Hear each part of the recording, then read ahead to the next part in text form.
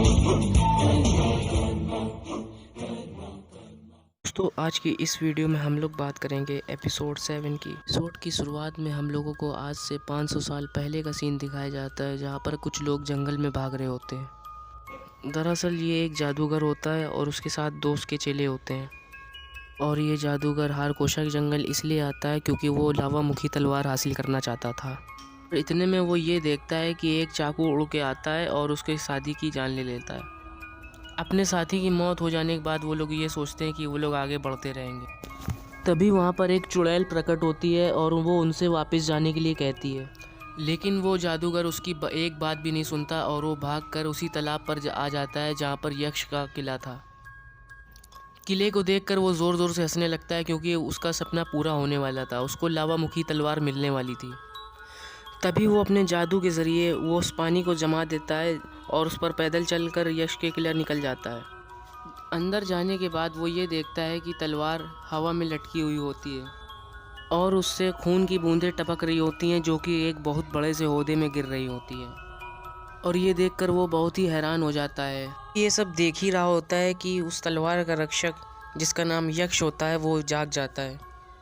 जागने के बाद वो जादूगर को बीच से आधा आधा काट देता है अपनी तलवार से। और दोस्तों इसके बाद सीन चेंज होता है और हम लोग उस महिला को देखते हैं और करण को देखते हैं, जो कि वो महिला उनको कहानी सुना रही होती है। वो ज्ञानी महिला करण से कहती है कि वो उस तलवार को तुम्हें हासिल करना होगा। दूसरी तरफ हम लोग मार्केश को देखते हैं, जो कि उसकी माँ भी यही सेम कहानी सुना रही होती है। और मार्केश की माँ मार्केश से कहती है, अगर तुमने उस तलवार को हासिल कर लिया तो तुमको जल्दी कोई नहीं हरा पाएगा। वहीं दूसरी तरफ हम लोग करण और ज्ञानी महिला को देखते हैं, जो कि आपस में डिस्कशन कर रहे होते हैं। दूसरी तरफ हम लोग मार्केश को देखते हैं, जो कि उस तलवार को ढूंढने के लिए खुद जाना चाहता है, लेकिन उसकी माँ उसे रोक देती है। और उसकी माँ उससे कहती है कि हम लोगों को इस काम के लिए एक आदमी चाहिए होगा, जो कि दिमाग से उस तलवार को हासिल करे। तभी दोस्तों हम लोग देखते हैं कि वहाँ पर स्मेल डॉग आता है, जो कि बहुत ही चुटेल होता है। अब मार्केश उसको देखकर गुस्सा हो जाता है और वो उसे ख़त्म कर देना चाहता है, लेकिन उसकी माँ उसे रोक लेती है और वो कहती है कि वो तलवार ढूंढने में स्मेल डॉग उसकी मदद करेगा। तभी मार्केश उसको अपनी शक्तियों की बदौलत सही कर देता है और स्मेल डॉग मार्केश से वादा करता है कि आज के बाद वो कभी भी नाकामयाब नहीं लौटेगा। इसके बाद मार्केश अपने सबसे ज़्यादा वफ़ादार दोस्त तिलिस्मा को बुलाता है और वो उसको सारी बात बताता है, जिस पर तिलिस्मा कहता है कि मैं वापस तभी लौटूंगा जब मैं वो तलवार हासिल कर लूँ। और इसके बाद सीन चेंज होता है और हम लोग करण और उस ज्ञानी महिला को देखते हैं, जो कि उनको एक अंगूठी देती हैं और उनसे कहती हैं कि जब तुम्हारे पास सारे रास्ते बंद हो जाएं तब इसका इस्तेमाल कर लेना। और वो उनसे कहती हैं कि वो हारकोशा का जंगल बहुत माया से भरा हुआ है, तो थोड़ा संभल कर रहना। और इसके बाद हम लोग हारकोशा का जंगल देखते हैं, जहाँ पर करण उस तलवार की खोज के लिए आए होते हैं और वहाँ पर तिलिस्मा और स्मेल डॉग भी आया हुआ होता है। करण जब आगे जा रहे होते हैं तब वो ये देखते हैं कि एक लेडीज़ बैठी है, जिसका सर उसकी गोदी पर रखा है। और वो लेडीज़ ये कहती है करण से कि अगर तुमने सही जवाब दिया मेरे सवाल का तो मैं तुम्हें सही रास्ता बता दूंगी, नहीं तो मैं तुम्हारा सर कलम करके उस पेड़ पर टांग दूंगी। इसके बाद वो करण से सवाल करती है, कहती है कि बीसों का सर काटा, न मरा न खून निकला। जिसका जवाब करण काफ़ी सोच समझ कर नाखून बता देते हैं, और जो कि जवाब सही होता है। और इसके बाद वो चुड़ैल करण को एक शीशा देती है, जो कि सही और गलत रास्ते की पहचान बताता था। और वो शीशा उस चुड़ैल ने करण को इसलिए दिया होता है क्योंकि उसने सही जवाब बताया था। इसके बाद करण उस शीशे से लावा मुखी तलवार तक जाने का रास्ता पूछते हैं और वो शीशा उनको बोलकर बता देता है कि सीधे चले जाओ, और वो सीधे चले जाते हैं। इसके बाद एक चुड़ैल दिखाई जाती है, जो कि मृणाल की शक्ल लेकर उनको आवाज़ देती है। और करण जब उनकी आवाज़ सुनते हैं वो काफ़ी हैरान हो जाते हैं, और जब उनके पास जाते हैं तो वो गायब हो जाती है। बस शीशा बोलता है कि मैं अब तुम्हारी कोई मदद नहीं कर सकता। जब वो वापस जाने लगते हैं तो वो वहाँ से नहीं जा पाते। इसके बाद तिलिस्मा और स्मेल डॉग दिखाया जाता है, जो कि उसी लेडीज़ के पास जाता है जो कि करण से सवाल पूछता। और वो लेडीज़ उन दोनों से कहती है, अगर तुम्हें तलवार तक जाने का रास्ता चाहिए तो मेरे सवाल का सही जवाब दो। जिसके बाद तिलिस्मा और स्मेल डॉग काफ़ी अपना दिमाग लगाने के बाद उसका सर छिना लेते हैं, और वो ये सोचते हैं कि सर में उसके जान होगी। लेकिन तभी वो अपने बहुत सारे सर निकाल के उनकी तरफ फेंकने लगती है, जिससे वो लोग काफ़ी डर जाते हैं। उधर हम लोग को करण दिखाया जाता है, जो कि एक बोलने वाले घोड़े से मिलते हैं, जो कि एक जेल में बंद होता है। वो घोड़ा करण से कहता है कि अगर तुम मेरे लिए सुनहरी घास वो सामने वाले खेत से ले आओगे तो मैं तुमको खुद अपनी पीठ पर ले बैठाल कर उस तलवार तक के पहुंचा दूंगा। जिसके बाद करण सुनहरी घास लेने के लिए सामने वाले खेत की तरफ बढ़ जाते हैं। वहाँ जाकर वो देखते हैं कि खूब सारी सुनहरी घास लगी होती है और वो तोड़ना भी चालू कर देते हैं। तभी वो सुनहरी घास का रखवाला जाग जाता है और वो उनको बहुत तेज़ लात मारता है, जिससे वो बहुत दूर जाके गिरते हैं। फिर वो उनको खूब मारता है।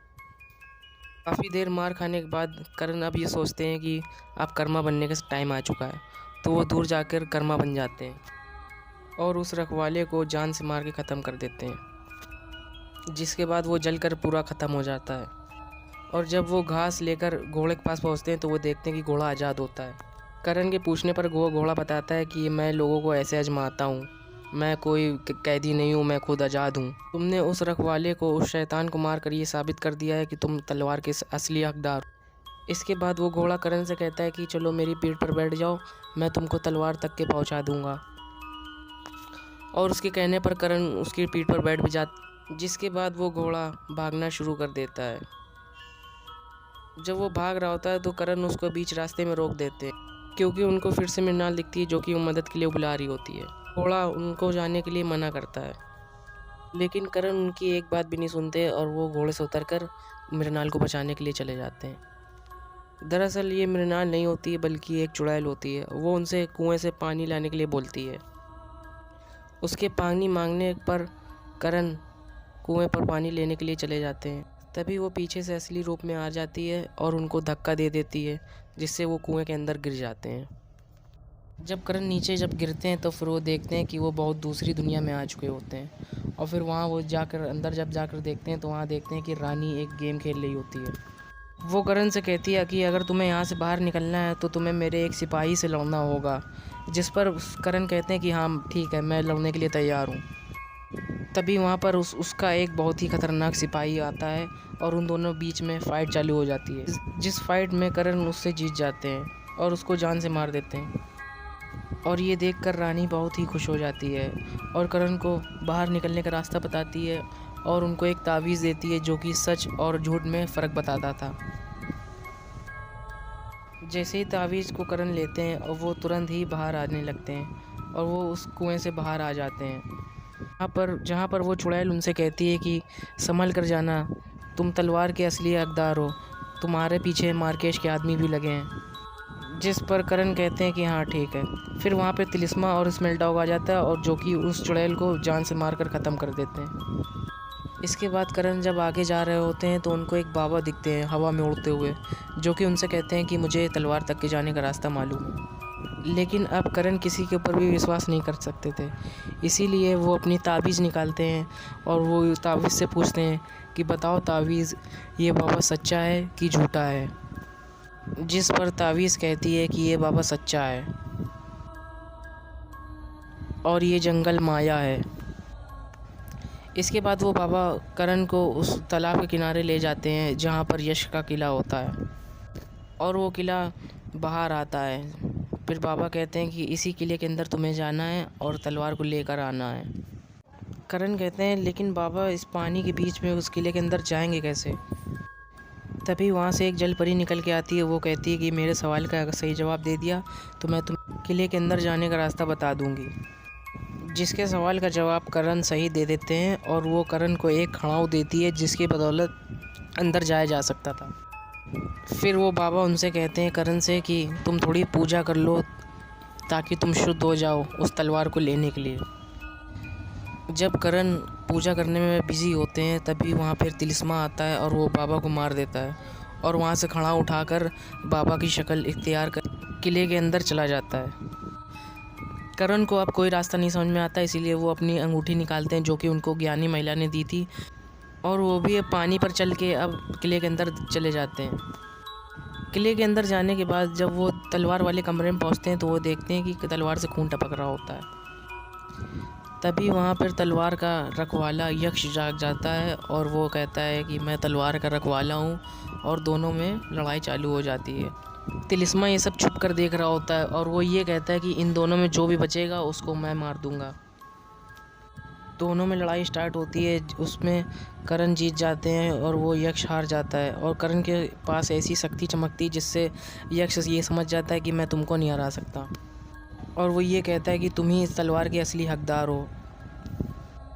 ये कहकर वो यहाँ से चला जाता है। इसके बाद करण को तलवार मिल जाती है। फिर उसके बाद तिलिस्मा वहाँ पर आता है और वो उनसे कहता है कि तलवार मुझे दे दो, और वो एक राक्षस की शक्ल में बन जाता है और उनसे लड़ाई झगड़ा चालू कर देता है। वो एक पत्थर उनकी तरफ फेंकता है जिससे वो बाहर जाकर गिरते हैं, और फिर वो उनकी तरफ दौड़ते दौड़ता आता है तो उनका सर काट देते हैं कर्मा। और यहाँ पर तिलिस्मा का एंड हो जाता है। नकोड़ा ये सब देखकर वहाँ से भाग जाता है, और लावा मुखी तलवार अब कर्मा की हो चुकी थी।